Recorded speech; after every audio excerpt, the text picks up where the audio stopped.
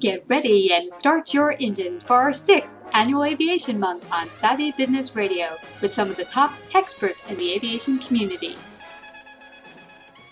Our guest today is an international aviation speaker and educator, Rod Machado. Today, Rod and I discuss the benefits of using humor as an education tool and the nuances of digital technology in the cockpit and how it has affected aviation skills and knowledge. Find out more about Rod at rodmachado.com. Our sponsor for this episode is Neopost IS-280. Christina, my name is Rod Machado. Well, that's my regular name, not my secret agent name. And I don't have a secret agent name because I'm not a secret agent, other than in my mind. Which is great. I think we've all had those images of wanting to be a secret spy somewhere in a faraway land. Yeah, maybe not too far away because, Starbucks is important. Yes, we must have our coffee in the morning. Oh, exactly. Well, can I tell you an interesting story before we start? Yeah, tell me. Or before we actually have started, but maybe it's a good introductory story. Many years ago, I had a student in an airplane, and I'm not sure if it was his airplane or it was a rental airplane, but the airplane number was 00007. In other words, November 00007. And I was soloing the student, getting ready to solo, so I gave him my pre-solo talk. I shut the door, and it's one of those moments where you just look at things in a slightly different way, and all of a sudden you see new meaning. Yeah. And as the airplane starts to taxi away, I look at the last three numbers of the airplane, 007. Oh, 007. Oh, no, James Bond, License to Kill. I got to stop this guy. So those are the little things, and that make it special. We look at sometimes symbols and numbers and what have you. We find different. It's kind of like pareidolia, which is the disposition of finding shapes and patterns in clouds. Ooh. So it's interesting. That's why whenever I look at a very dark cloud, I look at it and I see the shape of a hand waving. Go away. Don't come away. Yeah, that's bad right. thing. Bad thing, especially when I'm in an airplane. Go. I was flying along with my partner, Brian, and we flew one from Florida, from North Carolina, South Carolina to Florida. And we had to pick our way through storms. We had a wonderful, thank God, GPS system and radar tracking in our airplane. So we were able to go and keep the storms on each side. But there were times I'm looking at the window to each side going, oh my, can we just land? Because it's kind of a little scary, and you don't realize, when you're on the ground, weather systems come and go. But when you're in the air traveling at 100, 150 miles, weather systems come and go really quickly. Yeah, that's a very interesting point. And by the way, when you said, oh my, that's exactly what airline pilots are thinking when they look at the window. Oh my, we got to land. And exactly. Hopefully they don't have the PA system activated when they say that. And say a couple of other explanatory words during the flight. Well, they have a filter up in the radio that that cancels out those explanatory words, which means in some cases, 95% of the conversation is muted from the cockpit. Yeah. So no, that's not true. So you were flying from Carolinas to Florida, and it's a beautiful area out there. Florida is such a very active aviation state. Oh my gosh! Yeah, and of course, there's a lot of drug running in Florida too, which is why the Cessna 210 was what's called the Florida State Bird. No, I'm really? It's not the Florida State Bird, but of course, some drug dealers probably think it is. Yeah. Actually, we also flew from New Orleans. Another time we flew to Nashville, Tennessee. Me and my partner, our goal was to hit all 50 states. We've hit 31 so far in an airplane. Now we have to tackle the other side of the country. We're on the East Coast. So we've gone all the way to North Dakota, and we got to start our way down to Texas and work all the way to the west side of the country, which is going to be a little bit more challenging and interesting. But that's our goal. It is. That's a great goal. By the way, it would have been a lot easier to do in 1787 when we only had 13 states. I know. Would have been. And they put Alaska and Hawaii, and that kind of ruined and nixed the deal for hitting all the states. 48 out of 50 is not bad. Now, is it possible, Rod, that in our Cirrus SR20 that we could come up about and maybe not Hawaii, but if we put tanks in the back, perhaps. So do you think it's a possibility that we could hit all 50 even if we put extra tanks and stuff? Oh, sure. People do that regularly, and normal individuals. Well, I can't say they're normal. They're probably really adventurous to be able to take an airplane out over the water, but they're smart folks and they figure it out, and they fly to Hawaii, and they fly to obviously up beyond Canada to Alaska, which is no great challenge. Yeah. But and Alaska, of course, is a great place to be. It's where God's frozen people live. So you're laughing at the wrong stuff, because I was actually in Fairbanks one time, and I exited the hotel early in the morning, and I've never had my hair freeze before. Wow. And it was, no kidding. Wow was right. And but I really do like Alaska up there. It's a neat place, and they have. I think it was was it the Fairbanks terminal? I'm not sure. They have a giant bear there. Wow. That was shot. Exactly. Well, it wasn't. It was, its hands are out and its claws are extended. And it's a grizzly bear, and it's standing full upright, more like 7 feet, 8 feet tall. Wow. Of course, that's not the position in which it was shot.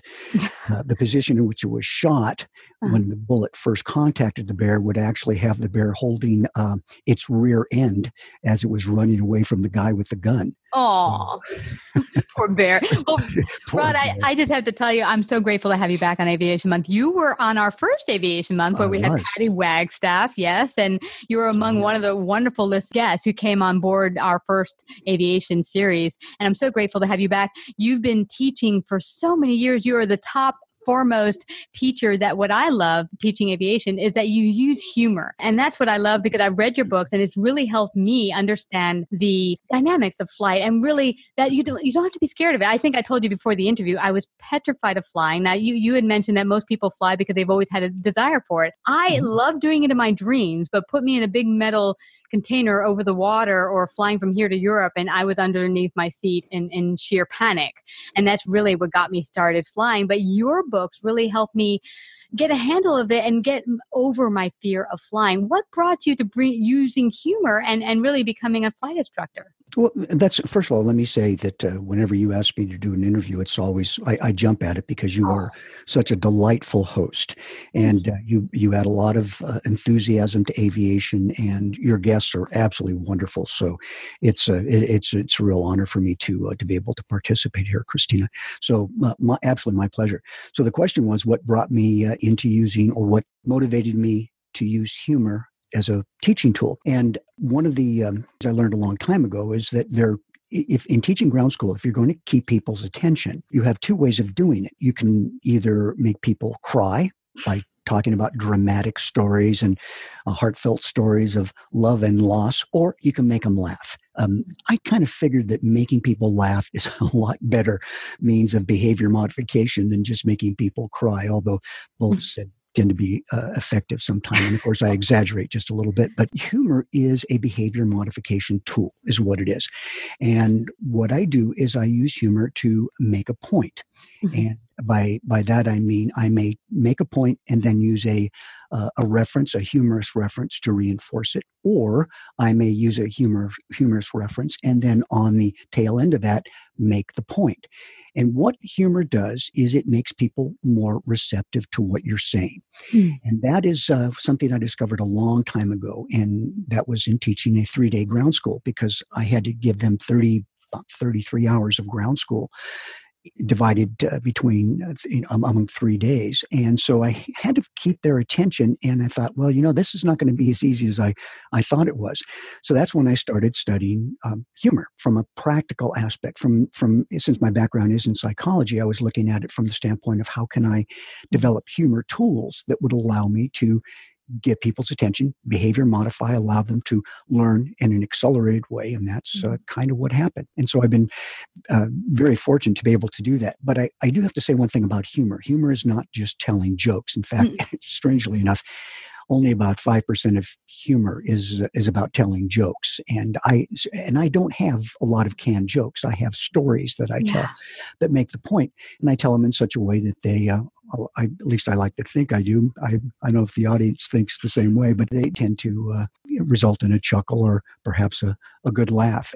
But the majority of humor that I use in any type of situation, be it a classroom or in the airplane, is being playful. And playfulness is something that we don't normally think about as being humorous, but it is.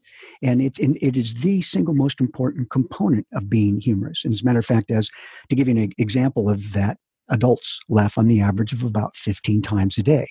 Children laugh on the average of 485 times a day. Now, if we can associate laughter with being playful, in that sense, then somehow from childhood to adulthood, we've lost 470 laughs. Now, there's an explanation for that. It's called mortgage.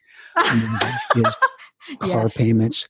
Those things will extract laughter from you faster than Lady Gaga will change outfits. So that's a very important component of humor.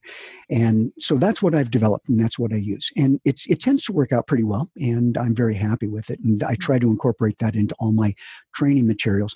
Unfortunately, sometimes people get the impression, well, he's just a guy that tells jokes. Well, no, that's not true. I've written 7 books and have a lot of other accomplishments that are not, let's say, just humor based. I don't just tell jokes. So no. I mean, I can attest to that. Yeah, your educational material is bar none. And really, it helped me get over my fear of flying and understand all the different bits that go into flying, the weather systems, understanding airspace. So what's interesting is you mentioned this is a tool for behavior modification. And what I think is interesting about it, my very first couple, because I went to a number of schools, and you've talked about this in a lot of your posts, how to find a good instructor. You should interview them like you go for an interview for a job. You just don't take the job. But I went for a number of flight schools to take their discovery flight to get a handle of the flight school, the teachers. And you made me laugh, and you said you use humor in a playful way to get the points across, because one of my very first discovery classes, the guy took me up in the airplane and just said, keep everything in the green and we won't go down. And I was like, what the heck does that mean? So I'm gripping the yoke with dear life, thinking at any moment the plane's going to fall out of the sky, which is not the least bit helpful. The second flight instructor took me up and said, you see that black spot down there? That was the last student who screwed up. Oh my gosh. No way. Listen, I feigned surprise at what you just said, but after 44 years teaching people how to fly and 47 years in the aviation business, believe me, I've heard much, much worse. Wow. And how some people think that is funny or that's appropriate, I do not know, but it certainly does represent their lack of understanding of a student's vulnerability or sensitivity to being in an airplane, or the anxiety of being in an airplane. Because we do have 2 built-in fears: a fear of falling and a fear of loud noises. I have a fear of making loud noises while falling, but that's just me. Yeah. But when you're in an airplane and you have no immediate sense of control as a student, because you don't know what the controls do, to make jokes like that is completely inappropriate. So your point about finding a good instructor, there is no single thing that is as important as doing that when it comes to flight training. But I'll go one step further and make that a very general statement. Nothing that beats finding a good instructor in any activity. And here's what I've learned about. In fact, there's a Chinese saying that many years ago, and let me just give it to you. It sounds much better in the Chinese language, but every time I try to mimic that, I get takeout. So here's the Chinese saying. It goes like this. It is better to look for a good instructor for 3 years than to spend even 1 minute flying with a bad one. So it is it's a very important thing to consider. And you can find a good instructor, but when it comes to, and you just have to look, you have to do a lot of gumshoe work. But ultimately, the most important thing is, as you said, you find a good instructor because you searched and you have that idea in the back of your mind, because all instructors are not created equal. Ultimately, a good instructor, a good flight instructor is based on the individual's character. Not whether the person is, let's say, the best teacher in the world or not. Ultimately, if you have somebody that is of good character and is interested in seeing you learn, you will learn. Now, some instructors have, these unique teaching skills and training skills, but they have a personality that could rub an entire city the wrong way. And that's not the person you want to fly with. So you find a good instructor, and you did something that I think is very wise too, if I recall, and it's something I recommend in my How to Find a Good Instructor article that's on my blog at rodmachado.com. And that's RODMACHADO.com. Is that a shameless plug? Well, no, it's whatever. perfect. The thing that I recommend everybody does, and this is for any type of training activity, is instead of jumping in with an instructor, you think, maybe this person's a good instructor, so I'm going to jump in and start taking training with this individual. Don't do that, because you don't have a good exit strategy when you do that. You always want to leave yourself an out. And when you sign up with a new instructor, you say this to him or her. You say, listen, let's do this. Let's fly together for 3 lessons, 3 hours, whatever's an appropriate selection of time. But no more than 2 or 3 sessions, let's say. And then let's see how we dance. Let's see how we interact. And at the end of that 3rd lesson or 3rd hour, then we can decide exactly where we want to go with this. And what that does is it allows you to get involved with an instructor and not feel this the social uncomfortable feeling that you have and having to tell somebody, listen, I don't want to fly with you because you could rub an entire city the wrong way based on how you talk or your crazy jokes or something like that. And it just allows you to say, listen, I've enjoyed the process and I'm going to continue with my evaluation of different instructors, and I do appreciate your time. Yeah. And you just leave like that. That way, again, it makes it easier for you to leave. And that's a very important thing for people to do, because you do not want to get involved with an instructor that is of poor character and has no interest or desire to actually teach you. And unfortunately, there are many of those individuals out there, but that just makes the good ones really look good. And there are a lot of good instructors out there. You just have to find them. Absolutely. And it's so true, because also one of the things I went through was one of the flight schools I went to, they brought me up on a very not good weather day. And they said, no worries, we'll just fly somewhere where the weather's nice. I'm like, how many hundreds of miles is that? But on top of it, besides being a very rocky ride and 35 knot gust, I was very nervous, but I'm a very persistent person. I want something, I'll keep at it. But I heard a number of other students who never came back to flying after that because of the bad experience, even on a discovery flight. So what I also suggest, and what I found, is that look at the reviews online for a particular flight school. If you see people saying bad stuff about the flight school or the teachers, let that take heed to you, because you don't want to go and have a bad experience in an airplane where it scares you so much where you don't even want to go look at another flight school. Oh, now 2 things that you said there are, of course, you say many brilliant things, but 2 things that really stick out is, number one, look at the reviews. That's what makes Amazon so unique, is you can go ahead and look at the reviews in Amazon for a book or for a stove or whatever you happen to be in the market for, and probably get a good idea of the quality of the product you're thinking about purchasing. The other thing is the idea of preserving, let's say, I don't want to say state of naivete, but there is something to be said about not letting yourself be scared in an airplane. Yeah. And it's important to be aware that based on how the human brain is constructed, you can get scared enough in an airplane that becomes indelibly etched on the deeper R complex core of your brain. Mm-hmm. In other words, it becomes a fear that is almost impossible to get rid of. And as a result, one good scary flight, let's say, because the instructor was irresponsible and took you up in bad weather, or, pointed down and said, look, see that black spot right there? That's the last student. Well, you don't need to hear that stuff, but it could scare you enough. Or maybe the instructor would do a stall and not tell you what he's doing. It could scare you enough that it would ruin aviation for you for the rest of your life. Now, just think about how tragic that is because of the irresponsibility of an instructor. So therefore, we have a responsibility to ourselves to make sure that we do not scare ourselves. And picking a good instructor is one way to go about doing that. But even as an experienced pilot, you've been flying for, like I say, I've been flying for 47 years, instructing for 44. I don't do things that I know will scare me. Flying in low visibility, scud running, so to speak, flying in icing conditions. And let me tell you why.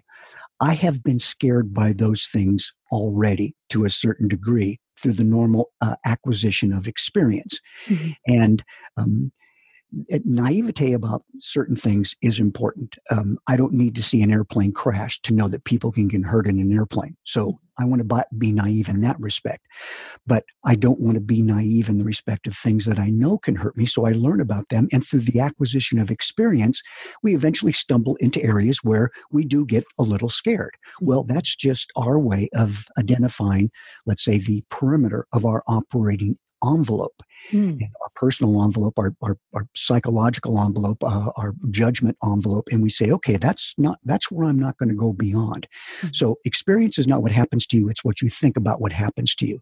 So we have these events. I think about them and I think, that could scare me. I'm not going to go beyond that particular point anymore because I know it's not a good thing, and therefore, we all have this responsibility for this personal. Let me use a hip word here: emotional ecology, to make sure that we don't scare ourselves.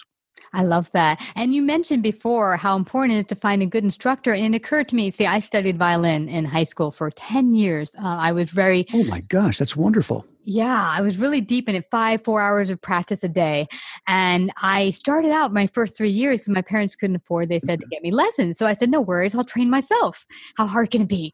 And I developed a whole bunch of not good habits. When I finally got an instructor 3 years into playing the violin, it was so much harder to relearn. It was like going back to square one, but harder, because now I had to dislearn or unlearn the bad habits and relearn it properly.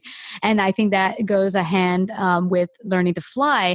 Finding a bad instructor to start with could inevitably hurt you, and that you love primacy, picking up things the wrong way, of which later now you have to figure out how to relearn, get rid of the bad habits, and learn it the correct way. I think that's a very, very good point. And you didn't actually develop the bad habit of holding the bow and moving the violin underneath it, did you? No. That's a lot of work. I know. But to reinforce your point, I learned magic back in 1980. I undertook a self-study course to learn magic. I learned it for one very important reason. Magic is exactly the opposite of what educators do. The purpose of a magician is to fool you, to make you not understand or understand the wrong thing. And then I learned it for one reason, to look at the antithesis of that, to learn how to better teach people. So there's another reason I learned it too, but that's a different, because it makes you really look good at parties in the age range of 4 to 7 years old. Yes. But the point there was that the learning the wrong thing can be a real problem. And that's why finding a good instructor is very, very important from the very beginning. And the students that, well, I'll give you a good example. Students that have, let's say, 6 or 7 different instructors, and they work with one instructor and the instructor runs off to the airlines, or they find that they are incompatible with that instructor, they move to another instructor, and they pick up many different habits. Not all of them are good habits. And when they finally find a good instructor, all of a sudden the instructor says, listen, we're going to have to correct a lot of these bad habits that you have. Ultimately, the instructional process ends up being drawn out and the student pays more money. And that's not a good deal. So all the more reason. I know we're kind of like beating a dead horse here, but it's so important. You've got to find a good instructor at the very beginning. For anything that you do, nothing is more important. We'll be right back after these messages from our sponsor, Neopost. Think about all the time small businesses spend to process and send mail and packages. If we spend just 15 minutes a day doing it, that's more than 7 full days a year focused on mailing and shipping. That's crazy! I recently spoke to Neopost, and they told me one of the smartest things to start doing today to save time and money is to use the IS-280 postage meter to handle all our mail processing without ever leaving my office. The IS-280 weighs, then automatically tells me what postage amount my mail or package needs. Not only do I pay 6% less to send first-class mail, but time is also saved by not having to run to the post office for postage. The IS-280 truly lets me spend more time managing business and less time managing mail. For a limited time, our listeners can get up to 6 months free by using the promo code SAVVY. Visit neopost280.com/savvy and enter your zip code to see if you qualify, followed by the promo code SAVVY to lock in 6 months free. Yeah, absolutely. And being teaching for so long, you might have noticed the age of technology, how airplanes are going glass, and it looks like that's the age of the future. Have you noticed any trends that are alarming in the area of glass and students learning on glass? Yes. And when we talk about glass, we're talking about the advanced cockpit instrumentation that many airplanes now have. That instrumentation's been around for, upwards of 25, 30 years, but in general aviation, about the last 15 years, has become extremely, 17 years, extremely popular. And here's the deal with glass instrumentation. And with that type of what we call movie map display, GPS in aircraft, roll steering, autopilots, and that kind of thing. Oh, excuse me. I'm sorry, I'm coughing here. No I should take up smoking. I already have the cough. No, don't do that. No, because the Surgeon General many years ago said smoking is 4 times worse than he originally thought, and he originally thought it would kill you. So that's this stuff is really bad. Glass cockpit instrumentation, and let's just say automation, under the rubric of automation, it is a strange thing to me. It's something I've thought about a great deal, that pilots used to fly airplanes, where people got into aviation, which they pretty much still do now, but we get into aviation to physically fly an airplane. It's that sense of mastery that is so rewarding. And in a peculiar, if not ironic turn of events, we've morphed into the type of pilot that now no longer masters the airplane as much as he or she seeks to master the technology that flies the airplane. So we've allowed ourselves to take one step back. I don't think it's a step forward. I think it's one step back, in the sense that we have removed ourselves from the direct control of the airplane. It's kind of a strange thing, but the FAA realized that was the case many years ago when they ruled that if your airplane is on autopilot, you can still log the time as pilot in command. And not that there's anything wrong with that, because you're still in command of the airplane, but it's intriguing that we don't have to physically fly the airplane in order to log pilot and command time, as long as we're controlling the airplane. And it doesn't matter how we do that, be it knobs, switches, dials, levers, whatever may be in the airplane, to control the machine. So what is the result of that? Ultimately, here's the result. If you're not physically controlling the airplane all the time, you are losing something. And what you're losing is a sense of stick and rudder skill, a sense of attitude control skill. And that's just not a whimsical statement on my part. That is backed up by fact. And the FAA said, put it this way, airline pilots, professional pilots who fly 80 hours a month or more, the FAA said, starting 5-6 years ago, they started making these statements that airline pilots need to hand fly their airplane more. The FAA went so far as to say that airline pilots flying these very sophisticated, sexy airlines, glass cockpit instrumentation, autopilot, highly automated, the FAA said that airline pilots need to learn what a stall is and how to recover from a stall. The FAA would actually send out a SAFO, safety advisory, talking about what a stall was and how angle of attack is critical in flying these airplanes. And, I'm thinking to myself, why? That's what you learn as a private pilot. So why is it that airline pilots are having to relearn that? And that's because they spend so much time in the automation and environment. And obviously, these are quite capable, competent people. However, when a pilot's stick and rudder skills are needed, such as in the Colligan crash many years ago, well, actually about 10 years ago, and the pilot of that airplane stalled the airplane. And instead of lowering the nose, fundamental to every stall recovery, he added power and tried to power his way through the stall without lowering the nose. And the airplane stalled, flipped over, and spun to the ground. It was a terrible thing.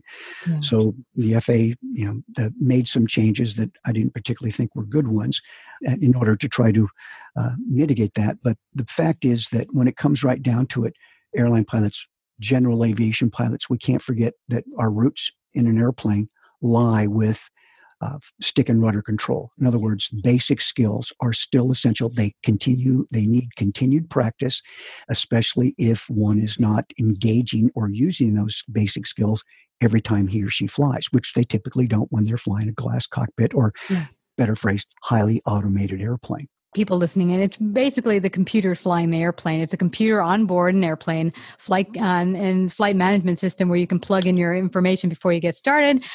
Not exactly like what the big boys are using in big commercial liners, but similar. I've even talked to general aviation pilots say right after 100 or so feet off the ground, I switch it straight to automation. And that is dangerous. And I see this danger, Rod, even affecting all parts of life.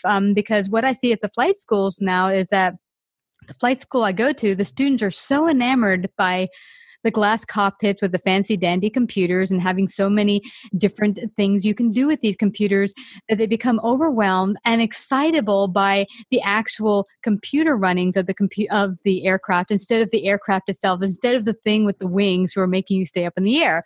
Mm-hmm. And I find that a little sad. But then on an everyday basis, I see how enamored the youth is with their texter and all the other technological advances and gadgets. And I'm like, they're great, but you don't want the tools to take over your life where they become your everything and you're disengaged from life and the aircraft. I think that's very well said. And I think that automation's not going away. Mm-hmm. And I would phrase it in such a way as to say that automation can be dangerous if one doesn't understand the consequence. Now, by consequence, I mean the deterioration of physical flying skills that come from too much automation. And there has to be a blend. So a little automation here and some physical flying skills here, you find the proper blend. And then I think that is that's an equitable way to seek safety and the appropriate use of technology. I wish I could say that general aviation is moving toward or at least has an awareness in general aviation. Mm-hmm. They do now in commercial Part 121 aviation, but with general aviation, we don't seem to have that same awareness because of the excitement of flying glass cockpit airplanes. Yeah. And even the FAA seems to be caught up in this because the FAA just produced in, I think, June of this year, the commercial airman certification standards. And they changed something that was very vital to the basic flying skills of any pilot looking for commercial pilot certification. The FAA now says that commercial pilots or commercial pilot applicant no longer needs to demonstrate a full stall on their commercial check ride. Wow. All they have to do is recover from the stall at the first indication of a stall. Now, that's not the way it was in 2002 in the practical test standards. The FAA changed this, and they did it purposely, and they did it intentfully. Mm-hmm. And I'll tell you why in a second. But the point is now, on a commercial pilot flight test in a general aviation airplane, you recover at the first indication of a stall, which is typically the activation of the stall horn, which occurs 5 to 7 knots or activates 5 to 7 knots above the stall, which is not the stall. Stall horn doesn't mean you're stalling. It means you're 5 to 7 knots above a stall. And so what happens is the commercial pilot check ride, the stall requirement is no longer a stall test. It's a hearing test. As soon as you hear the stall horn, you recover from the stall. So that's what it is. I mean, let's be frank. It's not a stall test. Private pilots still have to demonstrate stalls, full stalls in an airplane in order to be certified as a private pilot. I can almost guarantee that will go away soon. Wow. Within maybe 5 years. I don't see how it can't if the FAA follows it's the trajectory of their philosophy. And that philosophy is, well, if pilots can recover from the first indication of a stall, then they really don't need to demonstrate that they can recover from a full stall on the check ride. Yeah. Hopefully, flight instructors will teach them full stall recovery, but that doesn't necessarily hold true for the way flight instructors really do teach. They tend to teach, as a general rule, not all, but some, they tend to teach what is needed for the test. And that is, it's an unfortunate thing. So there's an example of how the FAA and general aviation has not modified their philosophy toward supporting the development and maintenance of stick and rudder skills for private or at least for commercial pilots in this instance. And that's unfortunate. Yeah, it is. And even for me, I recall it was my first year right out of high school. And we'd played trivia with my family, and I was beating my parents left and right. And it's because I had taken science courses and history, just relevantly quite recent. So the knowledge was there for my picking out of my brain. I could just, And there goes your allowance. there goes my allowance. That's right. But see, I see what you're saying here, because when you're in the cockpit and you're learning these skills as a private pilot, the skills only stay relevant and inside your system as you begin to utilize them continually. It's like that with all things in life. You don't continue to keep your skills, like learning a language. If you learn a language 20 years ago in high school or college, and then you've not used Spanish since, you're not going to probably be able to hold a really good conversation with someone from a Spanish speaking country. It's something that you've got to keep relevant and constantly keep your skill up in order to be good at it. That's very, very true, which explains why when I was young, I learned my grandfather's language. It was called the, hey, get off my lawn language. And only consisted of a few words, and that's all he spoke. Hey, get off my lawn, and worked really well. Worked on the neighbors and worked on me. So, but no, you make a very, very good point. And so by beating your parents at trivia, I guess you don't like sleeping indoors. Yes, that's right. Sleep in the basement with the dogs. No. No, and let me tell you, one of the great secrets to learning, and one of the great secrets to teaching, is that if you don't have an absolute fascination with the basics of all any knowledge, I mean, if it just doesn't get you all excited and foot stomping, then you won't be as effective a learner as you should be. And by that, I mean the basics are so fundamental. In fact, if think about it, many people have trouble with math because, math is hard.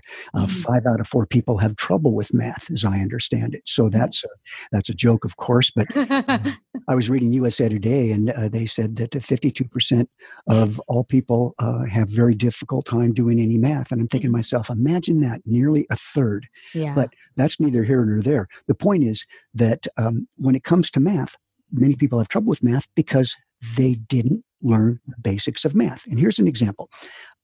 When I ask a person what addition is, they can typically tell me, yeah, this added to this. Okay, great.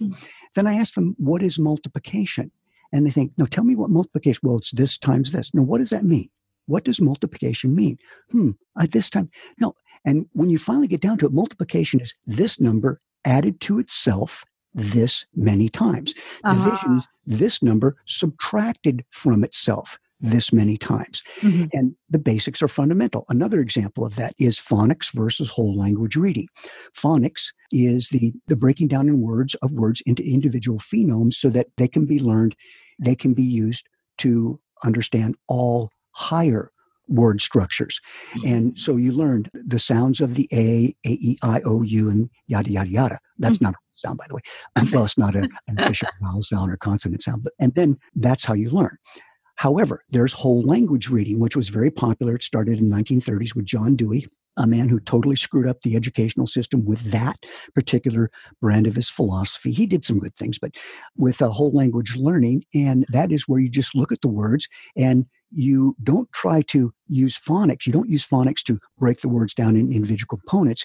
You just expose yourself to the word often enough, and hopefully the meaning will stick to the word. Well, the problem is it doesn't work. So much so that uber liberal California stopped using it in 1995 because kids couldn't read. In fact, the reason probably so many people are dyslexic nowadays is because they learned to use whole language reading, which screws people up on levels that have yet to be determined. When we do that, we miss the basics. And the same thing in math without defining and understanding the very simple elements of math. And consequently, what happens is people have trouble with math, people have trouble with reading, and we end up with individuals that just don't do as well as they could had they been taught the basics. And the same thing applies to flying. You get a good instructor that teaches you basic stick and rudder skills right from the very beginning. None of the fancy stuff. You don't go into doing fancy maneuvers. You're not out doing landings on the first lesson. You're spending 6, 7, 8 hours learning the basics before you get into the traffic pattern to learn how to land an airplane. If you have those basics down, you can learn to land in 2 to 3 hours, and then you solo. And that's a fact. And I've done it enough with students over the years. It is so factual. It is so grounded in reality that anybody can do it, but you have to stick to the basics. And that's what I cover, by the way, in my How to Fly an Airplane handbook. I actually show people how to teach the way that I was taught by World War II pilots, and I don't mean shooting down other people from different countries. And that's not an option, by the way, but the basic stick and rudder skills. In World War II, you had to learn the basic stick and rudder skills to fly the Mustang, the P-38, and all these other wild machines that didn't have automation. You didn't fly properly. You didn't have good stick and rudder skills. The enemy didn't kill you. You killed you. Yes. So I was very fortunate to learn that way. And consequently, that is the basic skill set that I provide in my How to Fly an Airplane handbook. And by the way, yes, anybody can go to my website at rodmachado.com, RODMACHADO, or becomeapilot.com, becomeapilot.com. And you can download a free flight training syllabus and ground school syllabus. Those are available for free.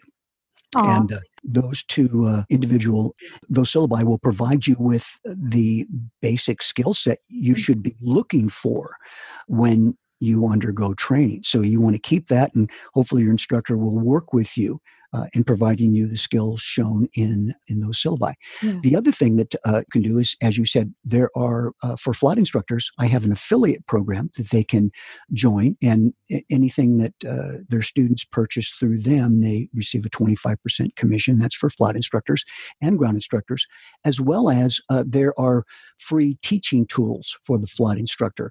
They're e-learning tools, and I have many e-learning courses. I have about 9 of them now. Mm-hmm. But those teaching tools can be downloaded for free and used on their computer or their iPad iThingy device. And as a result, do they call it iThingy? I do. But oh, good. I'm glad someone else does. Thank goodness.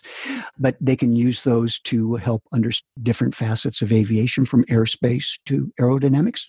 And I also have the E6B computer on there. That is a awesome simulated E6B computer, which is for flight planning and what have you. Yes, absolutely. But it's never too much learning, never an end. I mean, that's how I want to be on this planet. I want to be my last day here still learning. And let's hope everyone listening in today feels that engagement and that desire and that curiosity to go out there and keep learning. Well, I hope so. I think it was Thomas Paine who wrote the book Common Sense. Yeah. I have never spent more than 5 minutes of my life not involved in some new learning. And that's a powerful statement, and given how smart that fellow was, I would imagine that that's a very accurate statement for him. So yes, indeed, learning is extremely important. And by the way, when it comes to learning, though, yes, there's a lot to learn in aviation, but the book that I have, the Private Pilot book, contains, you can buy a stack of books 1.3 feet tall, or you can buy one book, one basic aviation textbook that contains all the information you need to become an individual who is licensed to learn. And that's the Private Pilot Handbook, or if you're an advanced pilot, the Instrument Pilot's Handbook. So those are available as books and ebooks, so you have a choice there. Yes, and absolutely. I've used them. They're tremendous. They really are in depth. And if you want a really good understanding at the same time, while having playfulness at the back end so that you can get the information deep inside your brain and keep learning, go get Rod Machado's book at rodmachado.com and get him today. And I want to thank you again, Rod, for coming back to our 6th annual Aviation Month on Savvy Business Radio. Thank you, Christina. And just one word for you. You are a delightful host, and it's always a pleasure being here. You ask great questions, and you're very playful. So in the spirit of humor, you graduate magna cum laude. Right? Just like I did at college. Thank you so much. God bless. Winty Aviation T-shirt Art, a one-stop shop solution for all your graphic art needs, from logos, business cards, book covers, and banners. Contact winty.com today in order to find out how your design could become a reality.